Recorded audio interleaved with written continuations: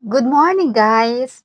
Every day is another day, and today I will impart to you the increase of SSS contribution for OFWs. Circular number 2024, number 10. To all land-based overseas Filipino worker members, subject schedule of SSS contributions effective January 2025. This circular is issued for the purpose of increase on contribution rate to 15% at maximum monthly salary credit o MSC to 35,000 pesos monthly. This resolution is dated November 15, 2024. Kapag ang range of compensation ay below 8,250 monthly, ang monthly salary credit nito ay 8,000. May babayaran kang monthly na regular contribution na 1,200. Ang next na monthly salary credit, 8,500, meron kang babayaran na Social Security, 1,275 monthly. At ang mga OFW for sure, sumasahod yan ng monthly salary credit na 20,000. Kung gusto mo ng may provident fund, dito ka sa 20,000 na may provident fund na 500 monthly. Pero ang babayaran mo doon ay 75 na amount of contributions MMPF. Monthly salary credit of 20,000. Kaya't ang babayaran mo monthly kung may MPF, monthly provident fund, 3,075. Kung walang MPF, 3,000 lang dahil ang monthly provident fund ay 75. Kung mapapansin niyo maraming salary credit na pagpipilian dito sa 20,000 kaya alam nila na ang OFW sumasahod ng 20,000 pataas. Kaya eto kung gusto niyo ng mas mataas, pumili lang kayo dito sa anong bracket na gusto niyo dito sa monthly salary credit na 20,000. At ang pinaka-highest na babayaran ng isang OFW, 5,250. Meron itong 2,250 na provident fund. Sa mga iba na hindi kaya ang 5,250, siguro mas pipiliin natin gaya ko, pipiliin ko lang yung dito siguro sa may 3,300 na monthly contribution. Mayroon ng provident fund yon na 300. O kaya tataasan natin after 1 year na naman, siguro magtataas na naman sila. Kaya dito muna tayo sa 3,300. Kasi 10 years ko ding itinigil ang aking SSS contribution at ngayon balak kong ituloy. Ang dating binabayaran ko nandito siya sa 1,350. Ngayon wala na yun.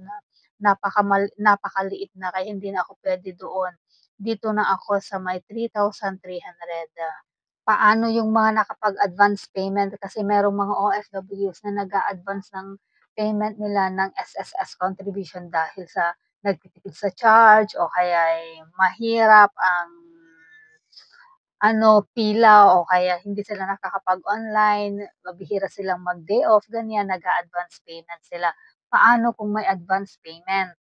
Ang sabi dito, those with advance payment at the minimum MSC of 8,000 pesos shall settle the underpayment amounting to 80 for every month of advance payment to retain the posting of contributions at the same MSC. Otherwise, such advance payment shall be deemed as ineffective contribution.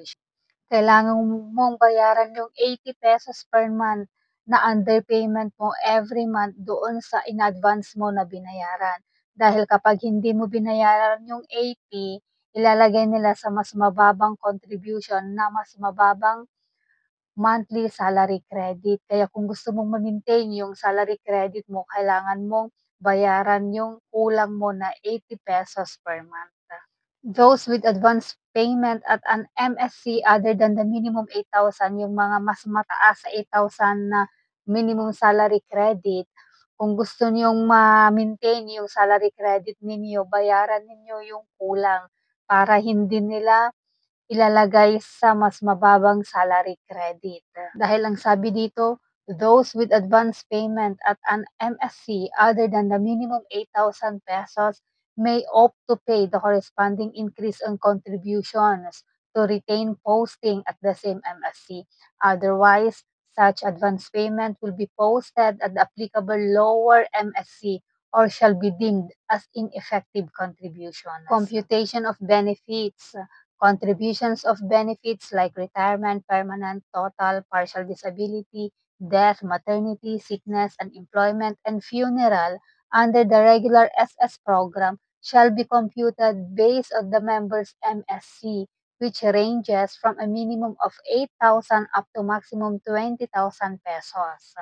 Ang basihan sa pagko-compute nila ng benefits ay doon sa monthly MSC, monthly salary credit. The member's contribution for MSC in excess of 20,000 up to maximum 35,000 pesos shall be for the MPF program and credited to the member's individual account.